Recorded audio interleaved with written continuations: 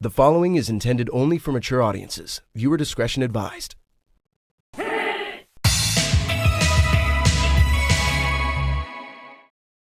fucking kidding me? Get the fuck out of this store!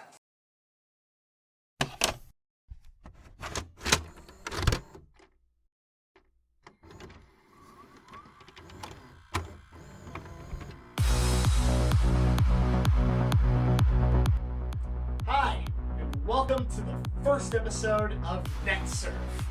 We here at Omega Nexus are proud to present this series to you, as it is the first thing in variety that we have probably ever done, and probably the first part of keeping our promise back in the Omega House days.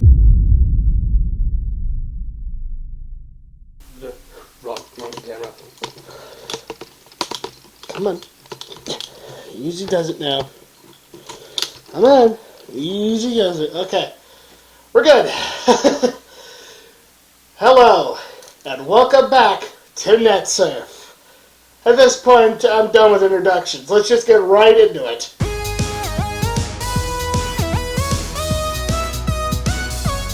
So you may have heard over the summer of last year that the Heritage Foundation came together and released a document called the Mandate for Leadership, or whatever it is.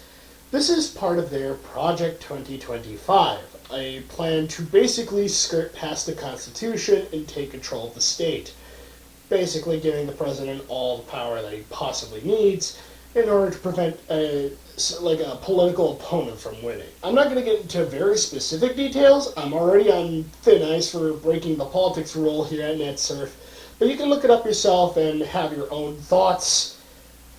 But that's beside the point.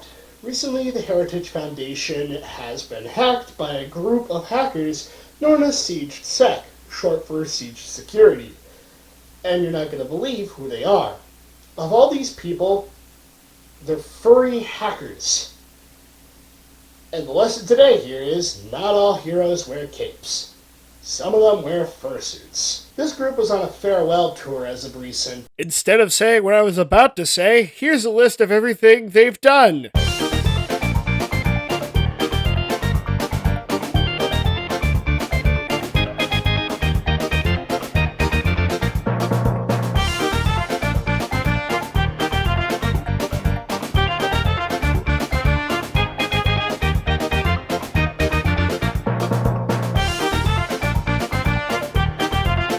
Recently, as part of this farewell tour, not only did they hack NATO and a bunch of other groups and leak a bunch of information, but they hacked the Heritage Foundation, which also led to 2.2 plus gigabytes worth of personal information from that database leaked. At the same time, there were also Chinese IP addresses revealed, which made people think that Project 2025 was nothing more than a Chinese psyop. And given the current state of America, I wouldn't be surprised if it was. After the hack, they made it well known on their Telegram, and shortly weeks after, Mike Howell, the leading chairman of the Heritage Foundation, was not so happy. I'll read it in the next fun-sized NETSURF, where I can go into greater detail about this stuff and give you a little bit more information about Project 2025, Siege Security, and the Heritage Foundation. Right now, I'm on a very tight time limit for each and every segment. That way I don't get too off topic. Moving forward, AI seems to be the modern day technology advancement, which is very unfortunate because a lot of people feel threatened by it. Voice actors, animators, and even actors in general. And even writers. It's gotten so bad that last summer they had to form a strike. This strike was built so that way writers wouldn't feel completely screwed out of a deal, or just completely fired in place of an AI like ChatGPT. The same thing couldn't be said for artists at the moment, as right now companies like Warner Brothers, Disney, even Viacom are widely considering replacing animators with AI. And that's pretty bad. So there's a lot of rights issues that need to be said about this. However, some people have triumphed in this age of AI, like Glorb, who does rap tracks featuring characters and voices from Nickelodeon's iconic Nicktoon, SpongeBob SquarePants. You might know them from tracks like the following. I'm a stone-faced killer like my motherfucking house is. Stomach hit that do-si-do and smack you where your mouth is. Heard they want a solo, I can't do that till we out this. Grab my clarinet and smoke them up his by the ounces. Hi, do you wanna die? Cause I'ma take your soul back, baby, on the reaper. Hi, keep it to the side. I got Karen-acted breeze, but she touching on my wiener. Hi, I'm a really nice guy. I'ma say your hand first like it's really nice on me. They call it crab pie, cause he tame at the bottom with a stick it went deep. Now these bitches getting moister and bullets heading critical. He's sweating like an oyster and left him looking clinical. Now Squiddy got a pointer, he'll tell you what he finna do is catch her up, pussy stretchy mouth like a syllable. While Glorb mostly focuses on rap music, Boy What focuses a lot more on rock. His example with a collab between somebody else, Battling My Demons, is how I found out about them. I'm battling my demons, bury them so deep inside of my mind. Whoa. Trying to find some peace and be without a meaning.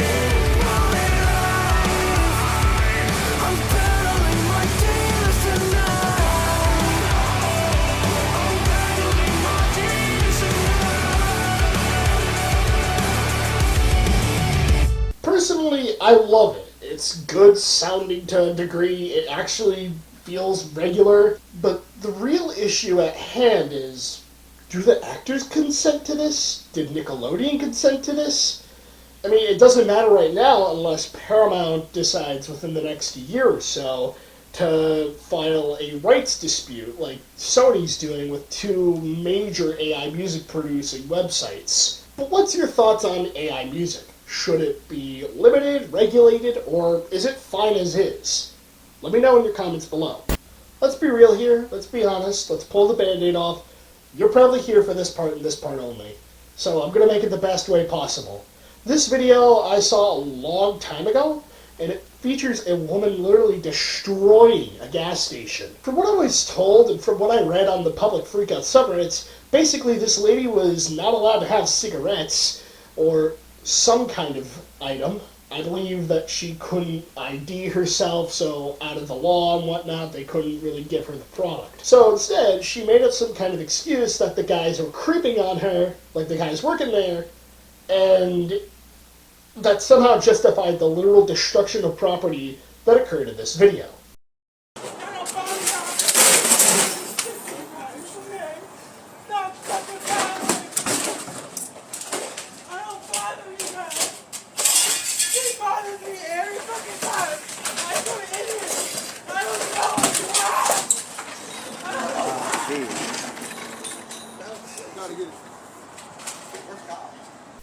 I always found it funny how literally one of the people just standing there watching only started yelling at them when they fucking broke the SLUSHIE machine. Are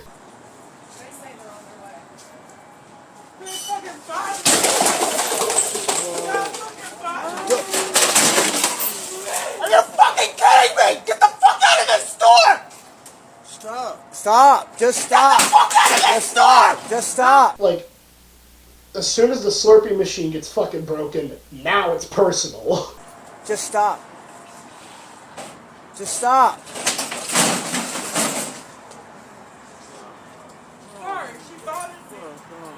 Sorry. Okay, well you just disturbed the whole fucking neighborhood! Yeah, you fucked up our store. Where the fuck are we supposed to go now? Get the fuck out!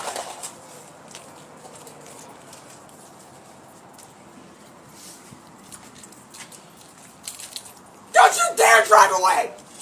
Oh, she... Don't mess with her. Don't mess with her. Don't mess with her. You already got your license! They'll be after you! Wow, this is some crazy ass shit. I'm just gonna get a video. Wow. Wow, dude. Wow, look, fucker broke the glass.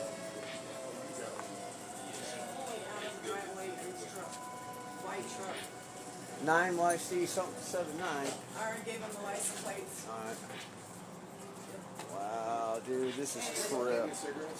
No, honey, you can't. Alright. Yeah.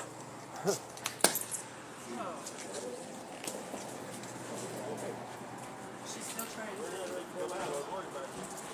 I'm assuming she's going right toward Vanderbilt.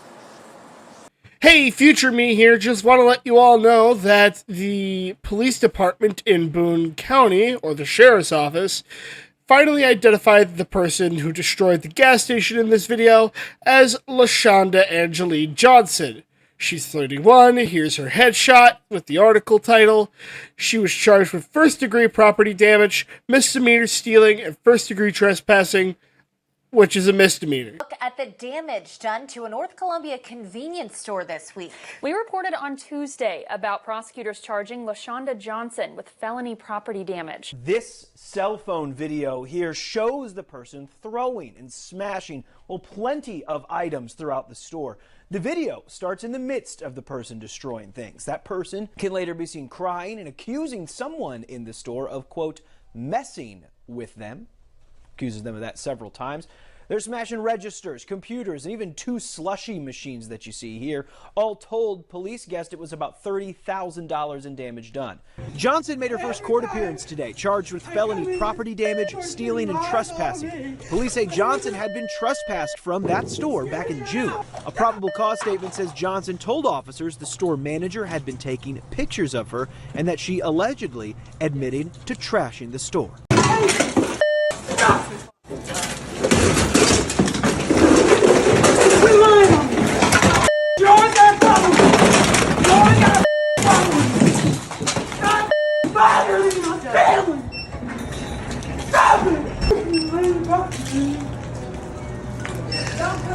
So case in point, LaShonda, you fuck around, you find out. That does it for this week's episode of NetSurf. I'm sorry it's taken so long. I've been pushing it aside and aside and aside, and now I'm finally doing it because I pushed it aside for far too long. It's a pleasure to be back in business with you guys. I don't know what to start this question off with, so common question is, favorite video game? Let me know. Anywho, I approve this message, yada yada yada. I've already wasted enough time. Shebang, everyone. I'll see you again soon.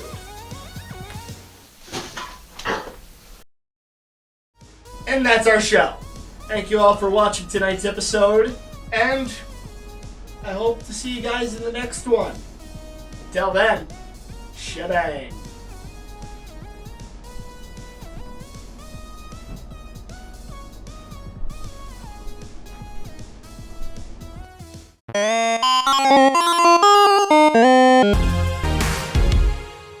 Problems!